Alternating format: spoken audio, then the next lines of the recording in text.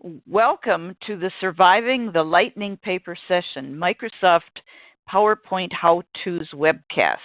I am Cindy Winter, NCFR Conference Consultant.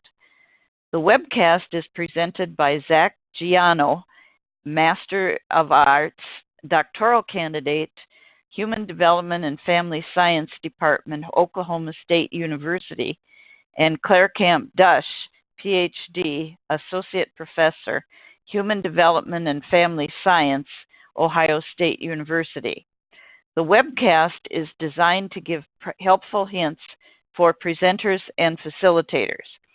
Zach will discuss how to prepare your slides and talk before the conference and presenting at the conference.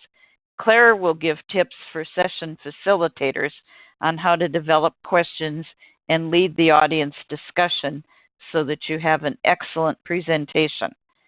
Zach will now begin, followed by Claire. Well, thanks, Cindy, for having me. Like she said, my name is Zach Giano, and I'm going to be going over lightning paper sessions and surviving the lightning paper session using Microsoft PowerPoint how-tos. So you've been accepted to give a lightning presentation, so congratulations. Now what? Well, the first thing you want to be mindful of is the lightning paper requirements, and there are several of them. The biggest one is that this is an 8-minute session, and you have a maximum of 8 slides. So you have 8 slides to give an 8-minute presentation, and these slides have to advance automatically. So you won't have a clicker in your hand, able to control the slides yourself. The slides you will create beforehand, which I will show you how to do. And you can customize that so that you can have specific times for specific slides. And then once you are done creating your Microsoft PowerPoint, you're going to upload that to the NCFR website, and that is ncfr.org/upload-conference-presentation. And you want to do that 1 to 2 weeks before the conference. Now, a good rule of thumb for presenters is to always bring a backup on a flash drive just in case. So you'll want to do 2 things. You'll want to upload it to the NCFR website, and then you'll also want to bring a backup on a flash drive. Now, before I continue this presentation, if you, A, have already done a lightning session, or B, you are pretty confident and efficient in PowerPoint, I would still encourage you to listen to this webinar throughout its entirety, because you're definitely going to get a couple of things that will help you make a more efficient and effective PowerPoint. So even if you've done one of those 2 things, or if you're experienced, I would encourage you to listen to the whole thing. Okay, so the first thing you want to do is map out the timing of your presentation. Now, if your presentation follows a traditional format, so the ones that I have on the screen, background, current study, methodology, results, and discussion, these are the times that I recommend for each of these sections. So for instance, your background, I would approximate 1 minute to talk about that. Your current study, I'd also have a minute. Methodology, I would have 1 minute and 30 seconds. Your results section, I would have 2 minutes. And then your discussion section, I would have 2 minutes and 30 seconds. And you can notice here that it's backloaded. So the beginning of your presentation, the background, current study, those are the shorter times. And as you move forward following this presentation, you want to devote more time to that, more specifically because those are the more important parts of your presentation. The results and the discussion, namely, are the most important. So make sure you dedicate a good chunk of time to backloading your presentation. So you're going to create your Microsoft PowerPoint as you would normally. So I wouldn't focus too much on the time during step 1 when you create your PowerPoint. Give everything that you think is important, and then you can chop it down. Once you have mapped out the things that you want to say on your PowerPoint, then you can talk about going back and making edits. A few tips to note. always use light-colored backgrounds, specifically in the body. So no black or really dark navy blue for the body slides. Research has shown that those are less effective when presenting. So as you see, the slide I'm using now is a white background. It's okay to have some color at the top. That's no problem. And you'll want to be sure to use animations. Now, what I mean by animations is I mean to have each point come up one by one. And the rationale behind this is you really want to spoon feed your audience. Give them points dosage by dosage, one by one. If you have 5 or 6 points and you display them on the screen all at once, your audience is going to stop listening to you speak, and they're going to read all of your points, and that's going to create some disconnect. So it's really effective to use animations one by one. And again, I will show you how to do that in a couple of slides. I think this is a really good rule to follow. It's the 6 by 6 rule. So this is no more than 6 words and no more than 6 lines in your PowerPoint. So per line, per bullet point, you shouldn't have more than 6 words, and then you shouldn't have more than 6 points per slide. If you have more than 6 points, that's okay. I would bifurcate that into 2 different slides. So let's say you have something that you have 8 key points. Instead of having all 8, I would have 2 slides of 4 and 4, if that makes sense. And then this is the most important thing, graphs, charts, and pictures. We are visual learners, and your audience, they are going to be certainly educated, especially at NCFR, but they don't like to read. I think we are programmed as visual learners first. And so I would be mindful to include lots of charts, graphs, and pictures as much as possible. All right, so in discussing your actual PowerPoint, the first slide that you're going to have is your title slide. And this is an example of a title slide that I gave for my presentation. And when you create, remember you're going to create all of your PowerPoint first. The next thing you want to do here is click the Transition tab up here. And after you click that, you're going to notice there's going to be a box here.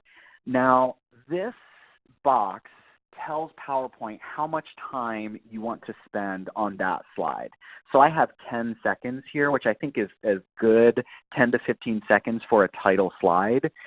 And so once you start your presentation, remember, this is going to be on autopilot. So if you click 10 seconds and you click Start Slideshow, your title slide will be there for 10 seconds, and then PowerPoint will go to the next slide. So that's how you can create the custom timing for each slide. Now there is a button right next to that, and it's Apply to All.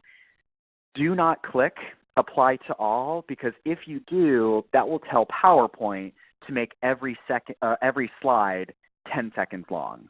And if you have 8 slides, then you will have an 80-second presentation. And I think you want a little more than 1 minute and 20 seconds to give that. You want your whole 8 minutes. So you can customize each slide for however long you want that slide to appear. Now, one note of reference is you don't need to be a mathematician, but you do need to be mindful of how much time you're giving per slide, and you're going to want to keep track of that. And you can always go back in certain slides and see what time you gave it so that it doesn't surpass the 8-minute requirement.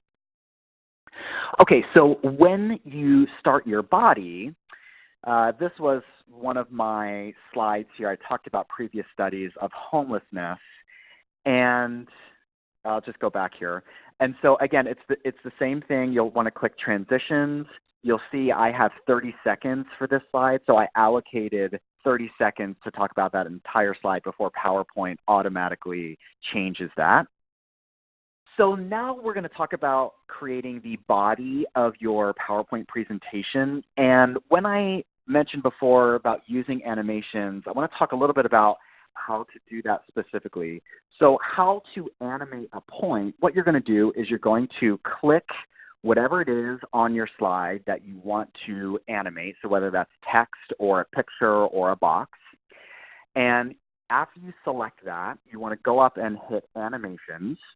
And then you want to select the specific animation that you want to happen in Microsoft PowerPoint. Now, you have a lot of options here. I think the most professional options are ones that say fade, which is the one I use, and there's also appear, which are very simple. And I think simple is better. You don't want your audience to get distracted by a really unique looking animation. So simpler is better in this case. And after you animate a point, so after you click an animation like fade, on the animation box to the right of your screen, it's going to list all of the elements of that slide that you have chosen to animate. So the first animation of every slide, you want to click with previous here. And then you'll notice the delay down here. So let me just explain this a little bit. So if the very first element of this slide I want to appear is homelessness, I will click that and click animations and click fade. Under the timing here on the box of the right hand of your screen, you'll want to click with previous. Now remember, that's only of the very first element of your slide that you want to animate. And then the delay box here is how much time you want PowerPoint to allocate before you want that to appear.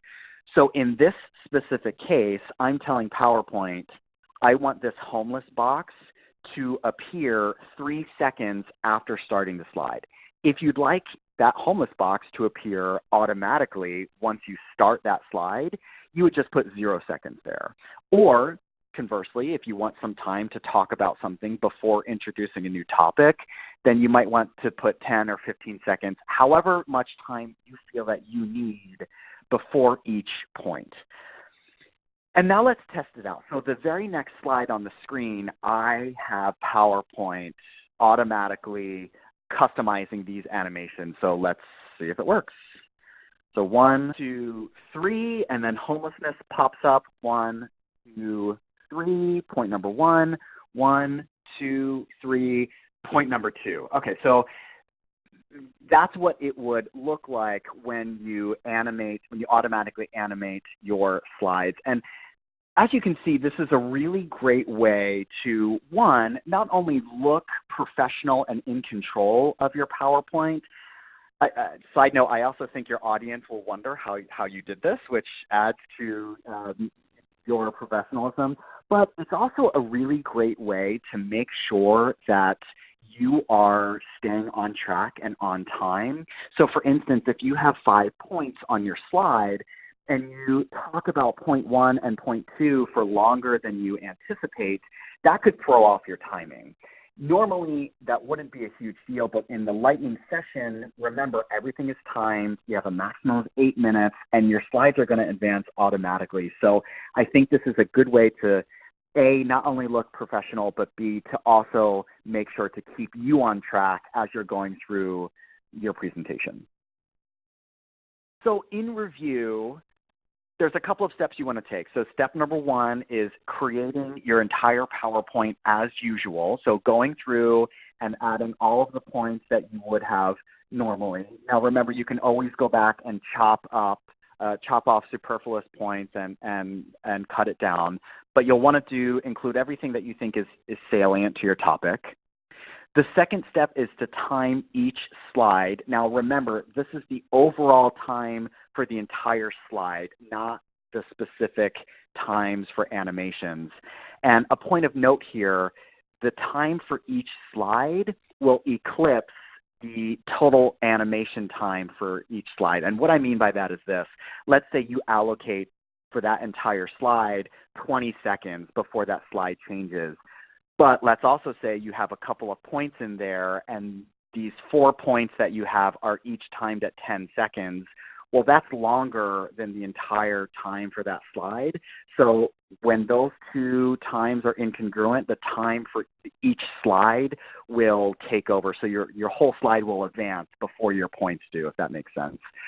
And then the third step is to time each point and each animation in your slide. Okay, so after you've created your PowerPoint, there's a couple things you need to do, and one of those things is practice. I can't stress this enough.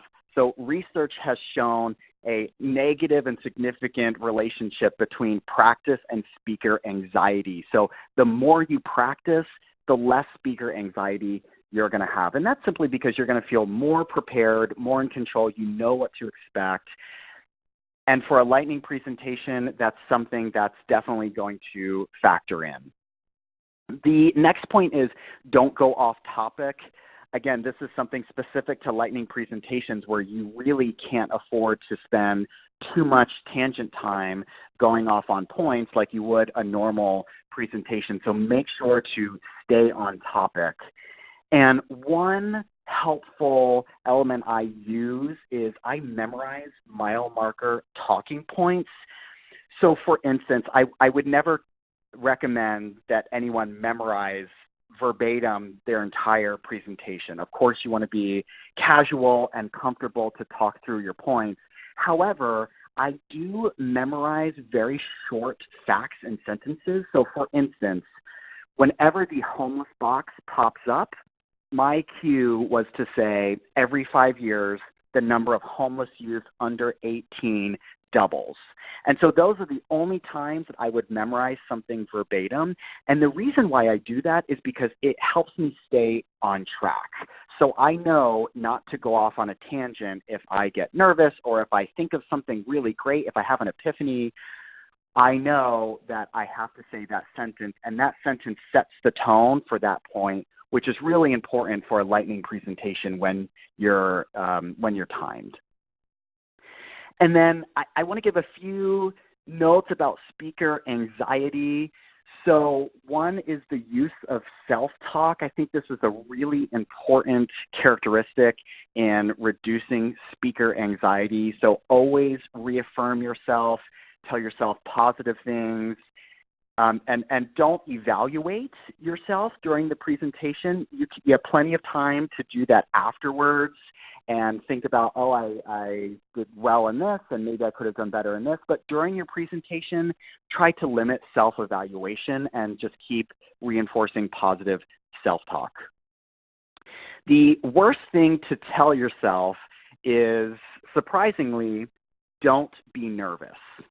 That's actually the worst thing you can tell yourself.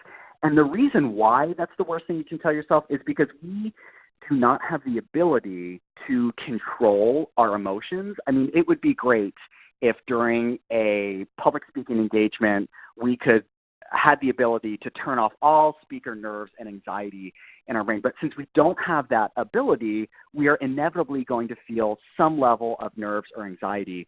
So when you tell yourself not to be nervous or don't be nervous, that's not possible. And so when you go to speak, now you feel a little bit out of control because you're telling yourself not to be nervous and you are nervous, and now you feel out of control. So instead of telling yourself not to be nervous, I think the best thing you can tell yourself is that you actually are going to be nervous, but that's okay because you can control those nerves and you can control the anxiety.